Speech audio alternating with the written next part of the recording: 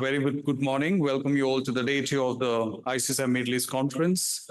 Trust you all had a fantastic first day with insightful discussions and meaningful connections. I also hope that you had a chance to explore and enjoy the beautiful city of Abu Dhabi, a place that combines rich heritage with a vision for the future, much like the topics we are exploring here today.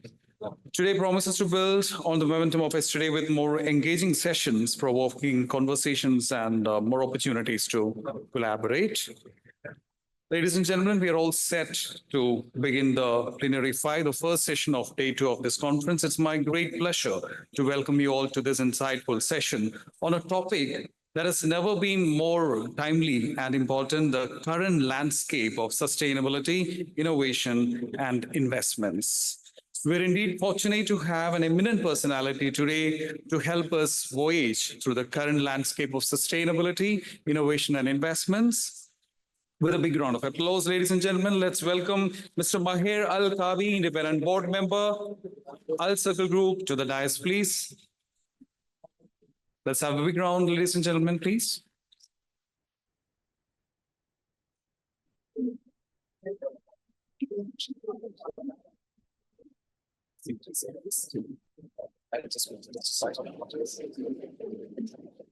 Thank you, sir.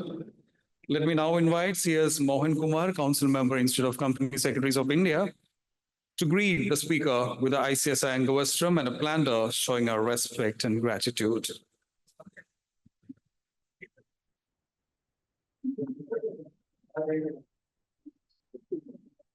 Great. Thank you.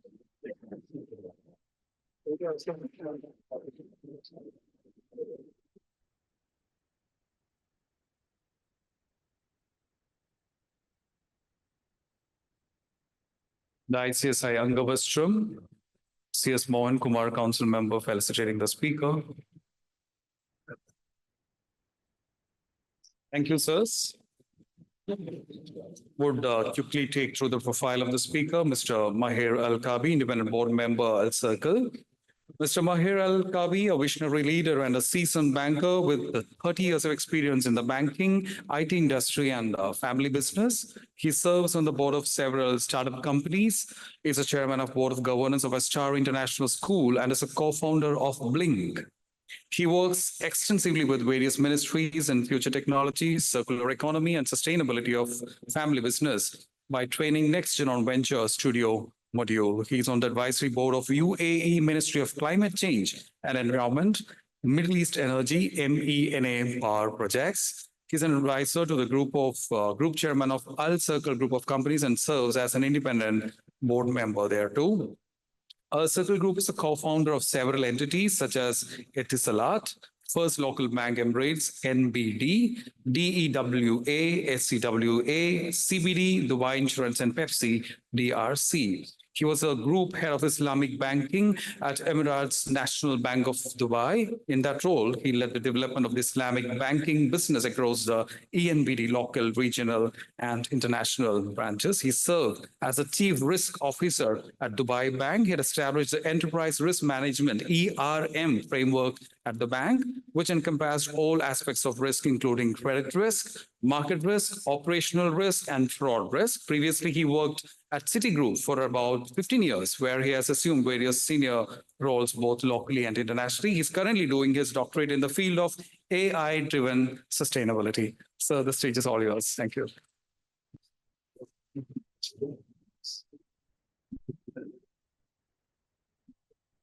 Good morning, ladies and gentlemen. Assalamu alaikum wa rahmatullahi wa barakatuh. I think what we're going to delve in understanding the sustainability, innovation, investment, technologies.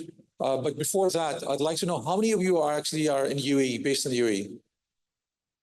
Oops, almost everybody. Just how many are in UAE for more than 5 years? Almost 50%. Okay, great, excellent. Let's understand what we're going to go through now. Oops. All right. If you look at the landscape of businesses, it's been really evolving quite a lot. And I'm starting with a lot of emphasis being on circularity. We'll delve into each topic of them. Is the voice clear? I guess it's clear, right? So we will just try to understand a bit what sustainability is all about, what circular economy is all about, and how it is really shaping the future. There's a lot of emphasis on innovation, technology, digital economies, and that's very important. We'll also touch upon that.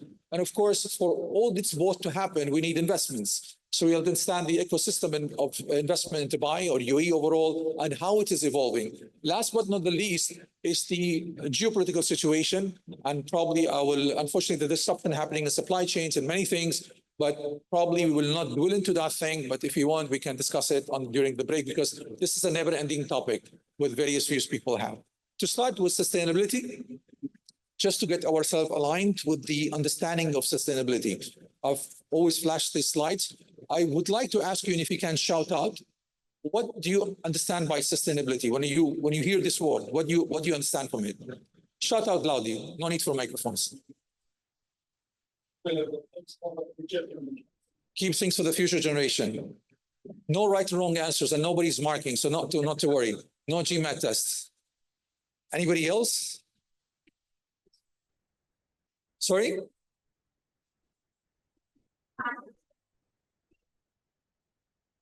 Thank you for trying again, but I still cannot hear you. Consuming the resources in an efficient manner so that it can be saved for future generations. Absolutely. So just to engage you, I asked this question, but it's how do we make sure that the resources we have today not only is meeting the demand of the present generation, but also we conserve it for the future generation. And that's very important because we got finite resources and it's important that we look at it. And we'll keep on dwelling on these things. And of course, you've been probably hearing about something called circular economy.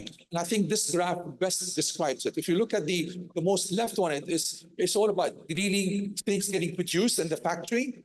It comes to us as consumers, and then we, what do you call, waste it. And that's it, it's done, right? So it's kind of a linear economy, straight line economy. A few years back or decades ago, we started hearing things about to be reusable. How can we reuse things? So the recycling came into the place.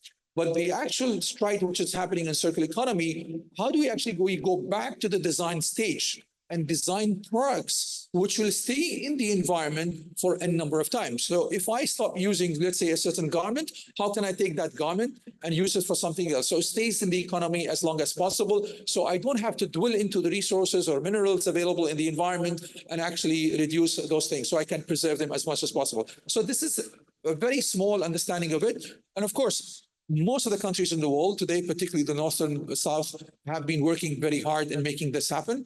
In the Circular Economy Council, we're looking at all the waste that we have. But the things we do differently, we do not do it ourselves.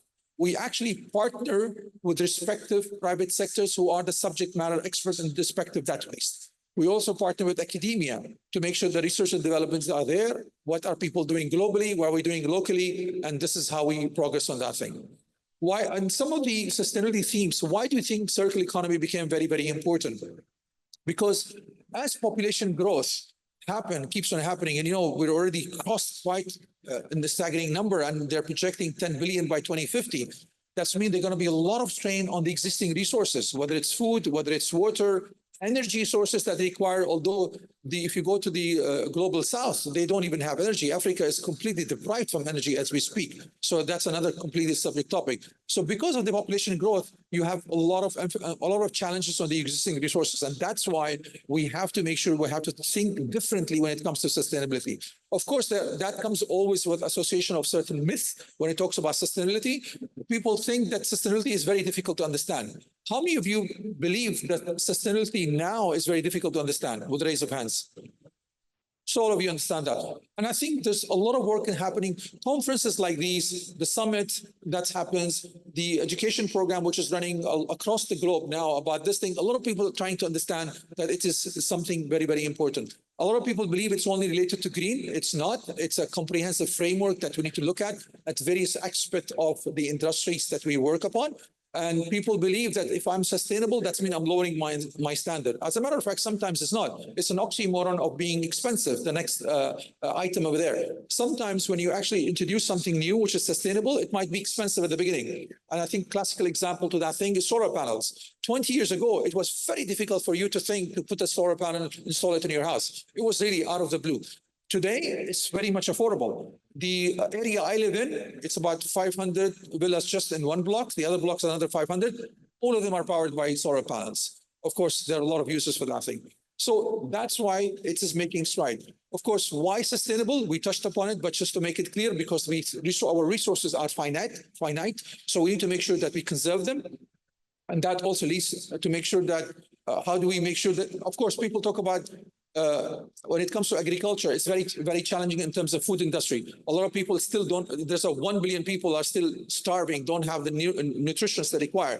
I don't think that's the problem with space. I think that's the problem with the production of the food and how much of it's going to the plate and how much the wastage that we're doing. The wastage we do is anything between 20 to 40%. US wastes about 40% of food.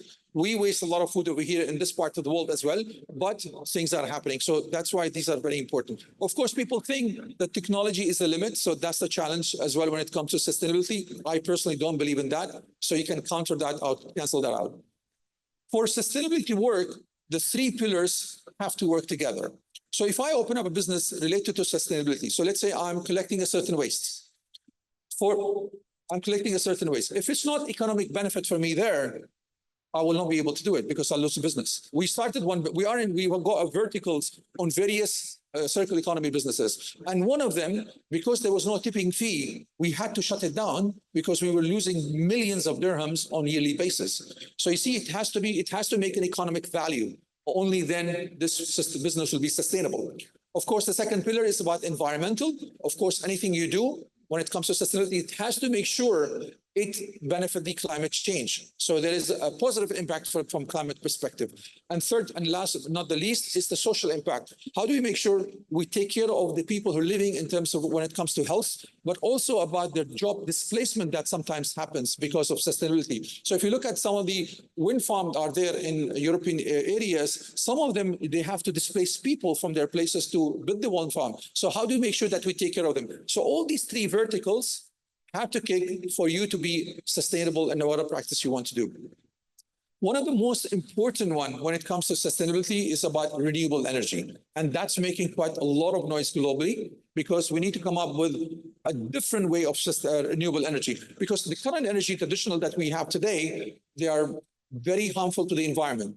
They're about 30 to 30% in terms of their carbon emission for the globally, but that's not the only one. You also have buildings that are also equally as bad as the oil industry. So there's a lot happening. So we need, when we talk about renewable energy, any energy which is automatically getting replenished.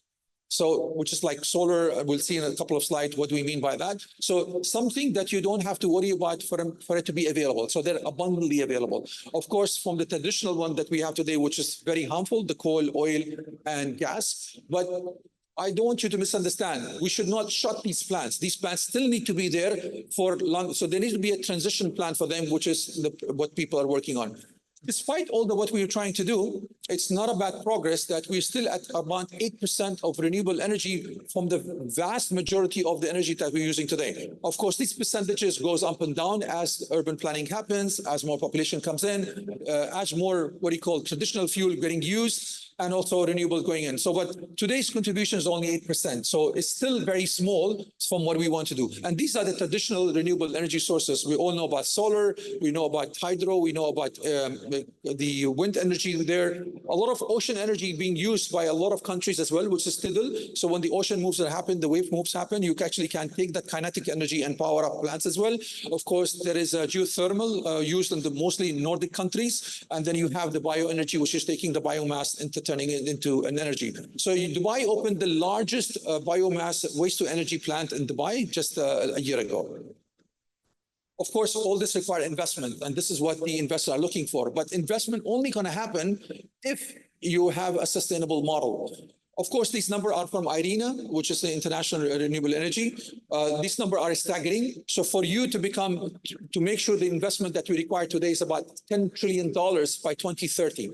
And these numbers really are going higher and higher as we move further into the years. But to become efficient, you require even a higher number, which is $12 trillion. The other one is actually the third vertical is not going to happen because when they came up with the accord saying it like for us to become by 2050 that we reduce the impact of 1.5 Celsius, there were two prerequisites for that thing, that we pick up with our emission by 2025, and we're already 2024, and then we start reducing by 43%.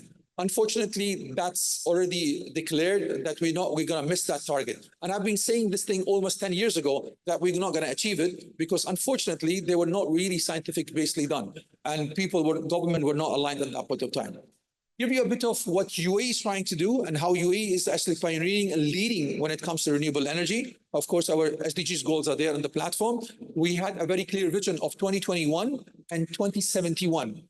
For circular economy and many other things, which we'll discuss in other slides. So one of the things we've been doing in the circular economy, so we have a circular economy policy, which was already published from 2021 all the way to 2023. There are various sectors that we're actually doing and making sure that taking care of it. But the very important one are the four critical sectors that we have today is transportation, food security, manufacturing, and of course, technology that we want to develop on that. Some of you probably heard that the carbon capture project, the second carbon phase that happened just in September last year before COP28, well, there's an investment of $13 billion over there. So basically taking CO2 from the atmosphere and then using it, either you bury it or either you mix it with hydrogen, you come up with a fuel which can be powered up. But that was phase number 2. The first phase was in 2016, and not many people know about it. So we actually led that development really long ago. The 3 prominent companies actually work on the carbon capturing. One of them is in Dallas. It's a Canadian company called Carbon Engineering. One is a Swiss company, Summit, and one is us now, which is going to be one of the largest globally. Of course, some of you, and of course, hydrogen is making another stride, which is one of the renewable energies that we're working on. We've got a national agenda behind it.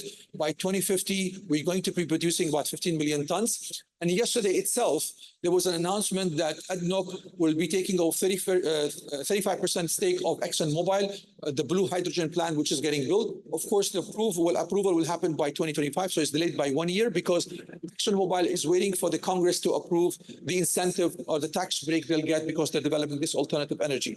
So hopefully, the plant should be ready by 2029. And when it's going to be ready, it's going to be the largest plant globally. So that tells you how UAE is playing an international role, not only UAE, but across the globe as well. Probably some of you heard about the solar park, Mohammed bin Rashid Solar Park, which is one of the largest in the country. So they produce about 5 gigaton in terms of energy, similarly also in Masdar. And these are some of the examples of the leading airlines that we have in the country. So we've got Emirates Airline and ADNOC, both of them have actually ran their flight using sustainable aviation fuel. We call it SAF. They were blended, so 60% oil and traditional oil and 40% blended. But they keep on also experimenting and making sure that it's going to become 100%. So there's a lot of investment happening by these 2 companies.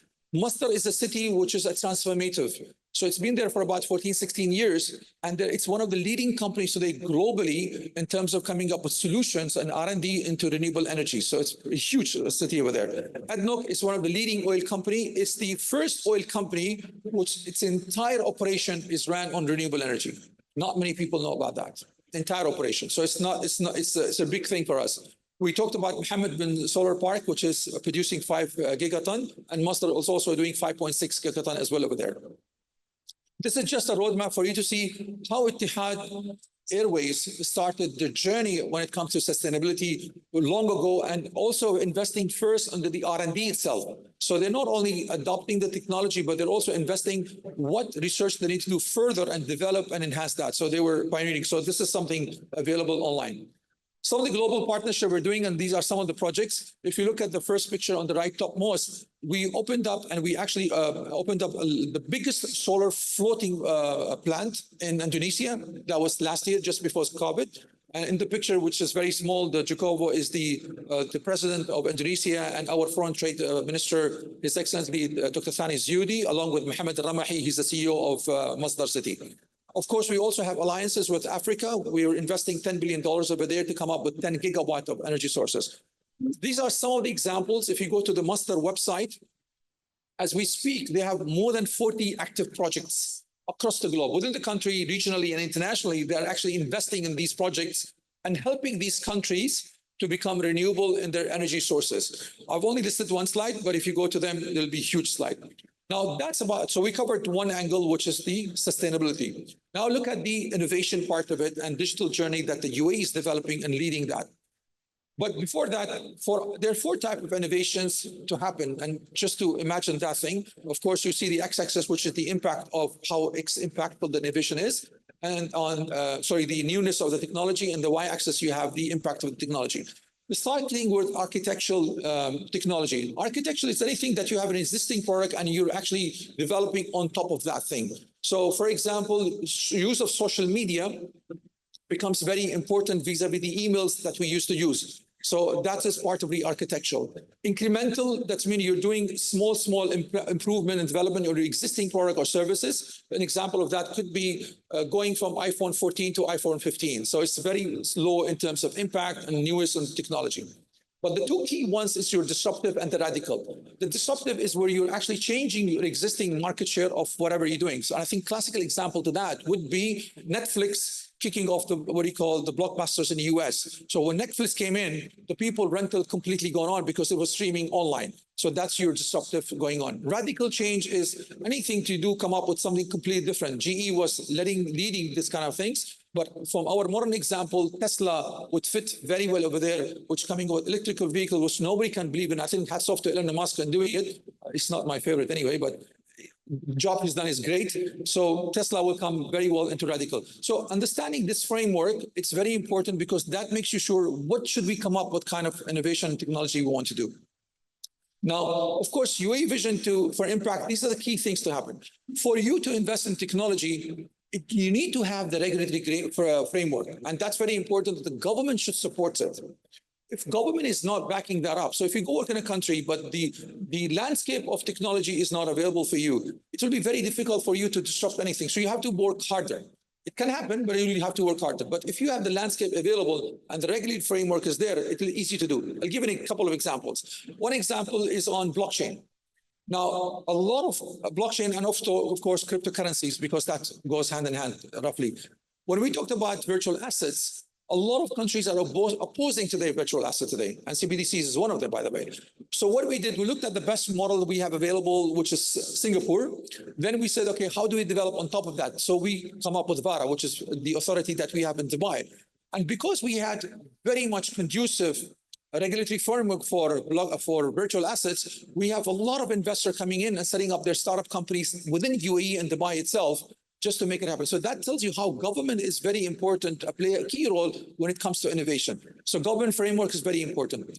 R&D is also equally very important. If you don't do a research and development, then you will never progress. The average global investment of GDP is 1.7, 1.8% globally. We're about 2%. So we're still higher than average of global averages. And that's very important. Looking at smart cities, now you would, if you've been here more than 5 years, and most of you have been, if you look at even beyond that 10 years, you see how the government has transformed completely to make a digital economy concept lively over here. In 2022, the UAE economy, the Ministry of Economy actually launched a digital economy roadmap saying that how do we transform UAE to become completely digital? So, and from that, smart cities concept came up as well. And as we can see, your government services are completely online now. If you look at 10 years ago, you literally have to go and visit the government services. I'll give you an example of blockchain. All the services that we have today in Dubai, for example, we've got 15 government departments. All of them are on blockchain. What makes that happen, then your identity is unique now. You don't have to maintain central databases in every single 15 of these government departments. So one identity is unique, available everywhere. All these departments are connected. If you apply any of your residency permits for you and for your family, you can do it or you click a button online. You don't have to go anywhere. So these are some of the examples. There are about 1,950 services, government services are completely on blockchain. And that's what will help you to do. Of course, AI is very important. One of the things we do very well in UAE, the three key principles we live by whenever we adopt anything, how do we make sure that the government first adopt those technologies? And if I had the benefit to work in the European market from my previous industries, government always trail back. It's the private sectors actually leading the development all the time, which is fantastically well. But in UAE, we've got a different problem. We're actually coping up with the government because the government is leading those technology advancement and the private sector is actually trailing back, to be honest with you. It's a good problem to have. So, and that's important what we're trying to do. That's number one. The number two, what we do after we adopt the services, we make sure we create an economy out of that. And we make sure that job creation happens because of that. Third, when we perfect it, that's the concept of local. We've perfected locally and then we take it globally. And how do we take a global lead and global role into it? And this is what we do. Of course, ecosystem of startups are very, very important. So your SME sector, your family businesses, private businesses is anything between 60 to 90%. So if you don't preserve them, you don't provide the right incentive for them, you don't create the ecosystem for them, the country will not develop. That's why there's a lot of emphasis on SMEs, and it's very important to it.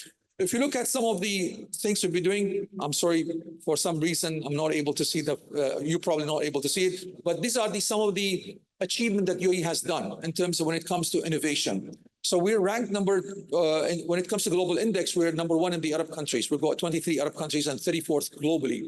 But when it comes to national index of government, we're also 21 globally over there. When it comes to IP protection, we're the most sought IP protection of startup companies with globally in UAE and Dubai particularly.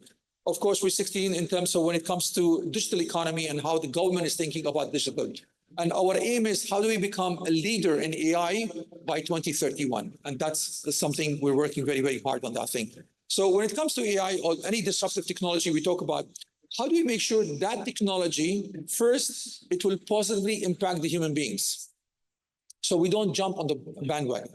We go and take it, we assess it, we evaluate it, and we say, okay, how can we make a good use out of it for the public and the wider goods? And then we align and do partnership with people, both locally and internationally. So you all probably heard about the Microsoft collaboration with UAE. They've been investing 1.5 billion when it comes to AI development. And that's something, a strategic partnership for us. Of course, it has to be a social good, as I mentioned, and then we take it all the way globally as a model for us. Have you heard about the AI University in Abu Dhabi? It's the first AI university to offer postgraduate and PhD program, started in 2021. Of course, there's a lot of facts about them, and PwC comes and says that the Middle East will benefit about $380 billion just from AI itself by 2030. So that's mean this is an industry cannot be ignored. And I think this is an underestimate number. The numbers are higher than this. And of course, as I said, the vision for us is how do we make sure that we lead the development in AI and we become number one globally by 2031. Of course, for this to happen, you have to have right leadership. And we've been blessed that we have leadership since the inception of the country. So with late Sheikh Zayed and Sheikh Rashid, who were really visionary in what they want to do. And the current leadership, Sheikh Mohammed bin Rashid and Sheikh Mohammed bin Zayed, who are leading all these things. So bringing the vision to impact. So all this has been happening because of leadership and the vision they have and the execution power they have. Because everyone can have a vision, to be honest with you. Each one of us can sit and brainstorm and have vision. But if you don't have the impact in making things are happening, it will be very difficult for us to achieve anything. A few examples you can think of is Mohammed bin Rashid. He goes and visits all the government entities by him personally to see how works is happening. And his first motto is how we are helping the people in the country. The services you're offering, what are you doing different that the people are happier? And he wouldn't like the department heads sitting in their offices. He said, your job is not to be in the offices. Your job is to be there and looking after people. And many people got fired. It's very normal for him to go and fire people left and right if they're not doing their job and if they're not going with the motive of it. Let's shift from, so we've covered sustainability and covered the technology. Now we'll cover a little bit about investment, but we already talked about investment earlier. For investment to happen, and it requires a lot of efforts and work.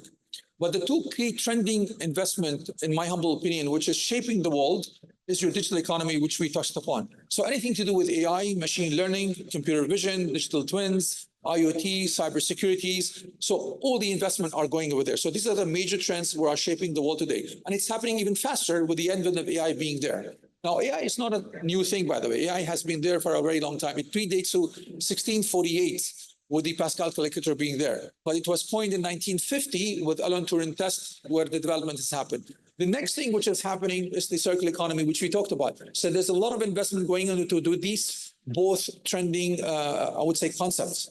And they have a symbiosis relationship among them, i.e. the technology that we have today, which is developing very fast in terms of its innovative being there and disrupting being there, they're actually fueling the development of circular economy.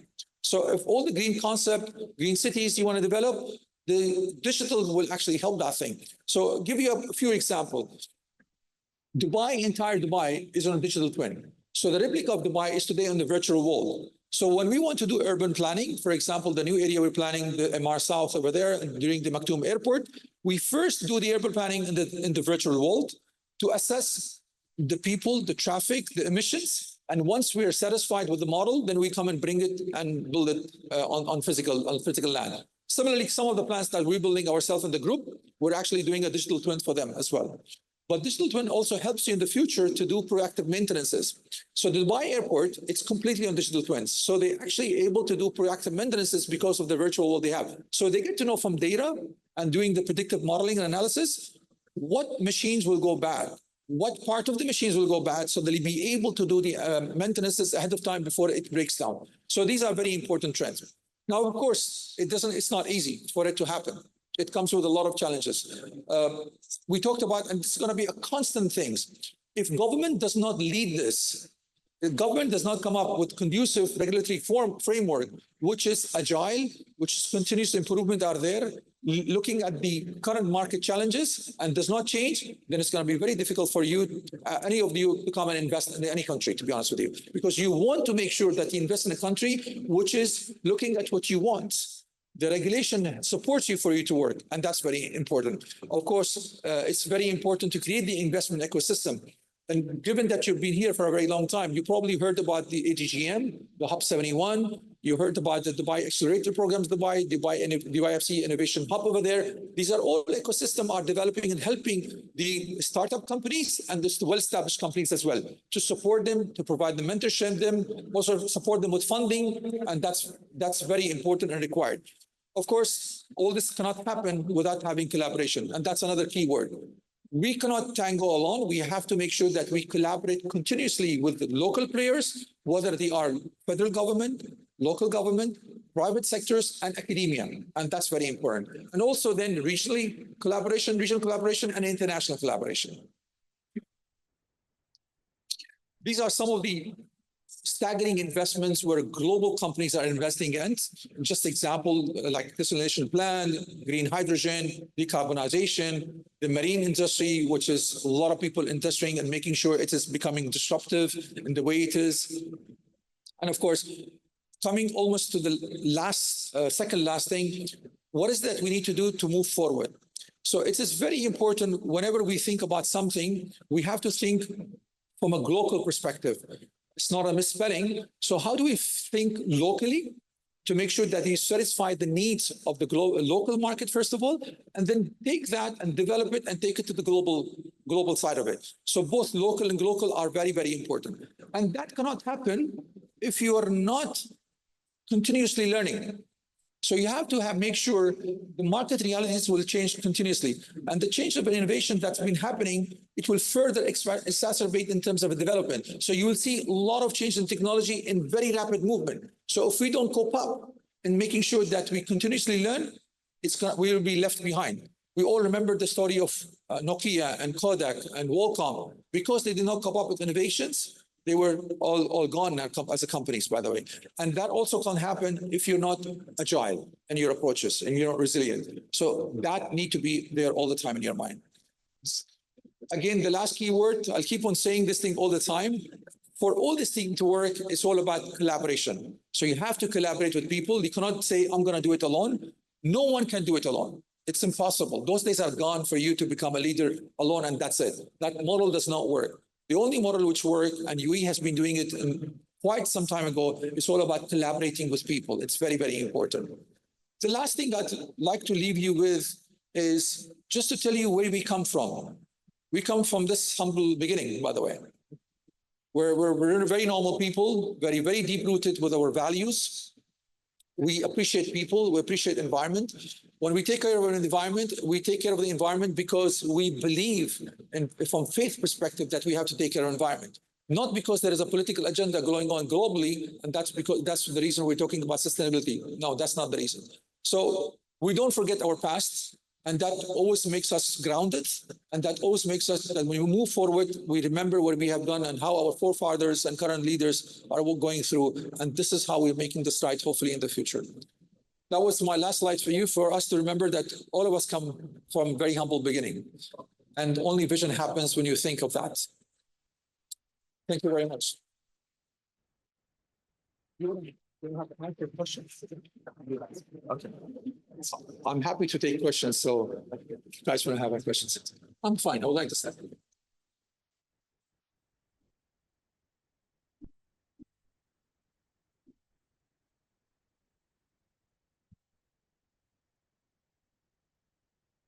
Marhaba, Your Excellency. I'm just 1 year here and I'm very much satisfied with the performance and artificial. I got many answer to the question why it is so much smooth as compared to other parts I hail from India. And so far, conversion of visa and then Emirates ID, everything is artificial intelligence, blockchain, whatever you have mentioned. I have experienced it. So thank you for that. And just one suggestion I want to make. But if you don't mind, Please, I mean, we're always constantly learning, right? generally we are very much scared. We won't be deported now. That's why. No, you have. Okay. I don't think that's correct, but anyway, ask as many questions you want. Okay. Actually, sir, my concern is the data, cost of the data. Here, generally, mobile data and everything, internet, because if you want to grow, make digital economy, data should be lesser. In India, you can say in 200 dirhams, entire year, you will get mobile data and everything. Here it is bit costly, so it could be an impediment in, since you are in the board of ICSI, then if you can give thought on that and collaborate with some Indian companies or Sure. it can be. I'll give you an economic perspective to that, and I'll give you my personal opinion. The economic perspective to that, we're only in a population of, by the way, I complain like you as well. So I'm on your side. I constantly complain because if I go to Saudi, I've got a chip over there. I've got a much better package over there, to be honest with you.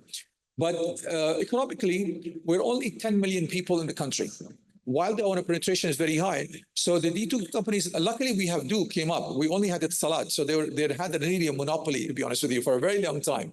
But Do coming up made it very easy for us to get access to data and telephone and services and so forth. So they're kind of studying to make sure when do they make money, how much they can reduce, given it's a limited population they have. It's only 10 million people. Yes, Salat is there almost globally everywhere, but they look every single market to be profitable wherever they are. And that is the predicament they're facing today, that the challenges is only 10 million people. I think it's going to be very difficult for me personally to compare it with India. It's 1.4 billion. They cross Chinese population. So I think whatever number you put over there, you're going to make money, hopefully. I think that's the solid reason why it's a lot there. But I constantly complain saying it, we're one of the most expensive countries in the world. And that's a fact. But the population is not really helping, but there are programs to increase the penetration population. And that's why you'll see sometimes offers are there. But those offers are only for 1 year. And when you renew, you go back to the old packages. So a bit challenging. I hope I could do something because I can't. I'll be honest. There's a question over there. Question? Yes.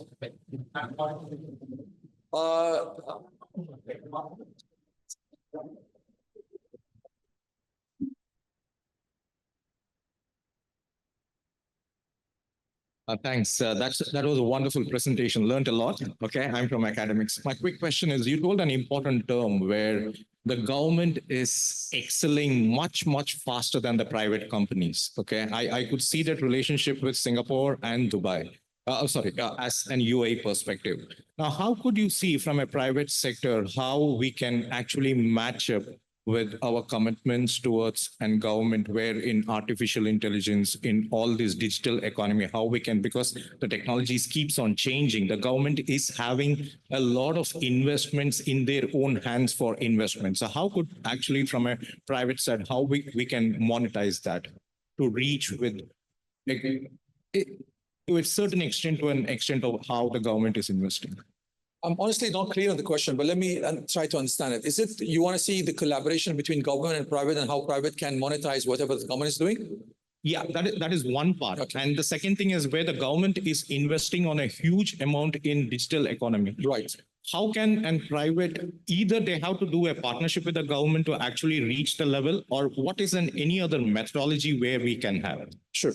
See, the policies that and regulation we come up today, they're not done by the government. The government has a thought process around it, but they actually bring the private sector. So if you look at the AI leadership team that we have today, probably I can say safely 70% of them are private sector players who are sitting on the advisory board of the AI. Same thing for blockchain. Most of the companies are there who are advising the government are private sectors. So there's already a relationship built up. So, and I say it from an example, like all the policy that we came up with from the circular economy, we did not come up with one policy ourselves. We actually went to the private sectors. We're working with them. The reason we do that, because we know the private sector knows the best for them. And they know if the policy which comes out only from an angle of regulatory framework, it may be very difficult for them to carry on with businesses. And that did happen in the past. So there was a learning curve 20 years ago saying it, no, we cannot do these things. We have to go to the private sector. So for example, the Dubai Chamber of Commerce, Abu Dhabi Chamber of Commerce, do you know the chairmanship of many of the sub-committees are actually private sectors, not the government. So there's already that into play for a long, long years. Now, monetization happens from this policy formation. So there is a direct formation of monetization, because if I sit on the board of these government agencies, I'm actually telling the government, this is how it will be conducive for me to carry on business and for other businesses as well. So that's why I'm indirectly monetizing myself by playing a role in coming up with these policies. Thank you.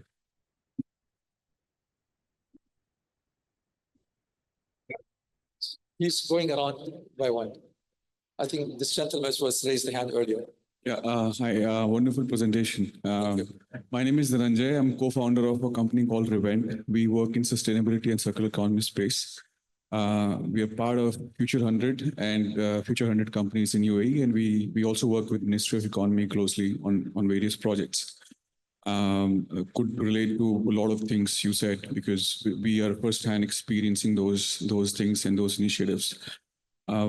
One question which I had, and probably a suggestion too, is that we are also in Saudi, by the way. We have a company in Saudi as well. Our UAE company has a Saudi subsidiary. We are based out of DSO, DAs now, Dubai Integrated Economic Zone. And we see that there are multiple free zones, multiple places where you can form your company. While it definitely helps the ecosystem because it brings down the cost, gives flexibility, but it also kind of makes it a bit more distributed or disconnected. So you do not have one central authority where you can do everything from corporate point of view. And I think still these different free zones don't talk to each other. I think there might be some progress, but still mostly they are isolated. Do you think it's a good idea to probably connect them or have some sort of common link, so that being part of one free zone, we can access and we can work with all of the authorities? Sure, I think it's a good point. The question is, given that we have so many free zone authorities are there, how can we make sure that they collaborate with each other? The challenge is each one of them have their own targets and KPIs. So they're actually in a fierce competition among each other. So everybody prove that they're doing the best. And so while they want to collaborate, but they also, I would say, selfish, honestly speaking. And everybody, and I know a couple of them as the chairmen and CEOs, they're just there to make sure that their free zones is taking the quantum leap, so they can go back to his designers and say, look, this is what we're trying to do and this is where we're doing it. And they're doing it honestly, to be honest with you. But yes, I completely agree with you. How do we connect the dots among all of them? And at least the matters which are probably related, because some of the free zones are not related. For example, if you go to DMCC, they're not really related to Silicon Oasis. Silicon Oasis is all things to do with technology. The DMCC is probably a bundle of quite a number of things, mainly commodities. Some technologies are there, but commodities is the main stride over there. So there is no huge linkages between them. but there are some areas they can collaborate on, particularly when it comes to regulation, smoothness, and so forth. But remember, because they're in competition, everyone want to do it differently. Everyone to say, I want to bring the best in class. So for example, if you speak to the MCC chairman, he wants the others to come to him.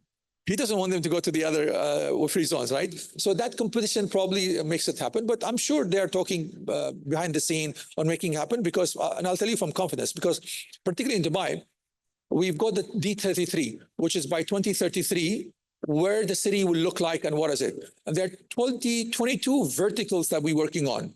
And each vertical and all of these free zones are actually a part of that thing. So that means the overall vision is aligned. So they know what they want to do. When they go back to their offices as well, they're also very fearful in applying those visions. So that means there's a lot of self-initiative they do. And that's why if you're faster than the others, this is where you see the differences. Because some may be faster than the others, and that's why you see the differences are getting created. But I think that's a good food for thought, but I'm sure there's some collaboration from the back doors. There and here as well.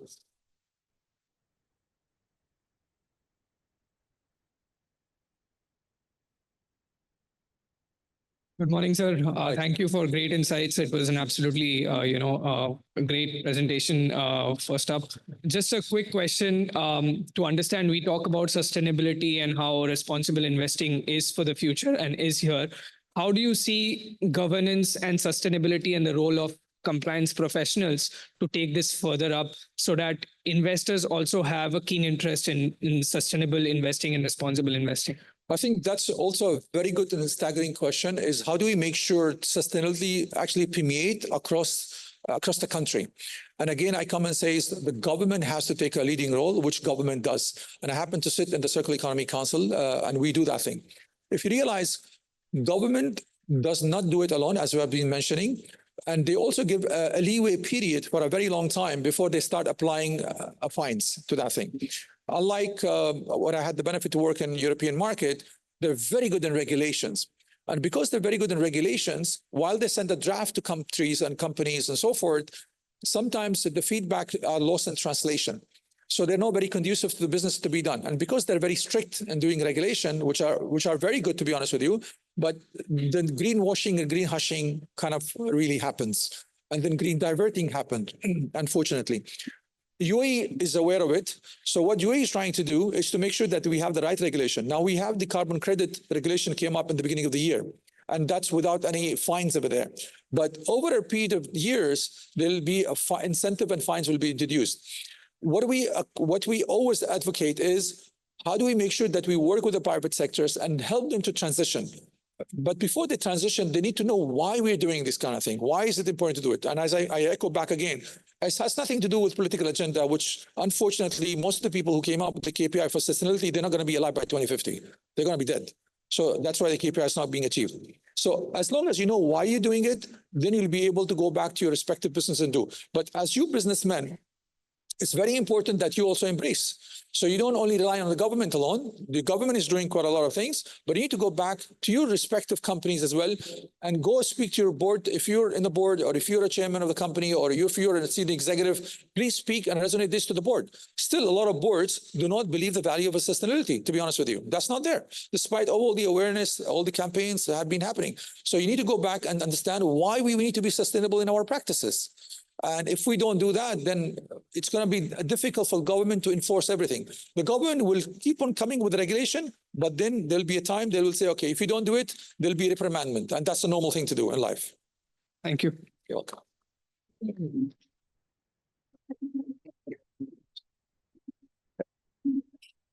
So one last question, probably. Sure. Can you increase that mic? We'll take one question from there and the question from here, and then we wrap it up. It was a. You're telling me you speak less. You're speaking a lot, so Yeah. I have to abide by this now. Sir, how do you kind of strike a balance between sustainability and development? I think my question is probably an extension of this, but I just wanted to understand how do you balance it out, and what are your experiences on this? Sustainability and development of what? On the whole, we have been talking about the ESG and sustainability in the overall development of the country or the economy as such. Okay. So, what kind of steps do we need to suggest, or what kind of steps do we need to take in order to take a balance between the sustainability part on one portion and also not compromising on the development on the other portion? Okay. They all go hand in hand. I'll give you an example. There's a lot of advocacy on stopping the oil and gas industry. If we stop them today globally, what do you think is going to happen to the energy sources that we have today? We'll be without lights. And in a country like UAE, in a region like GCC, you'll be sweating day in, day out. You'll not have HVAC or ACs working, right? So we need to transition. And that transition to happen has to be balanced. So the oil companies per se, if we continue with that example, have to make sure that they make the investments in two ways. First of all, an exploration of the traditional fossil fuel, but also take the income and revenue from these fossil fuel incomes and plow it back into technology which will decarbonize them. And that's what ADNOC is trying to do. And also come up with other technologies which will support the renewable energy. So from the income and revenues they're making, they'll also have to plow it back for the sustainable development, which I saw the example of the carbon capture we're doing, the hydrogen that we're building up, the green hydrogen that we have today, the solar panel that we have, which is very, very much stride, but not only locally, but also trying to help initially. So make the revenues, but take the revenues as well to help the sustainable goals that you have today. I think we'll take one last question. You've risen your hand. Thank you. Very insightful. And my point kind of extends to what you made. So if everybody has to collaborate from a regulatory perspective, wouldn't it be nice if someone took a poll stance and said, okay, this is the kind of framework I think should work for an industry or for a region?